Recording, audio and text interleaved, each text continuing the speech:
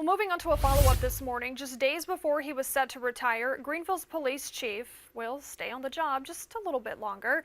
After nearly 3 decades in law enforcement, Chief Howie Thompson announced in May that he would retire on June 30th.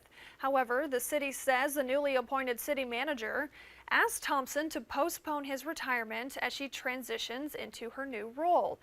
She said in a statement, quote, "Howie's input and support on those projects and others is critical, as is maintaining consistency with Greenville Police at this time.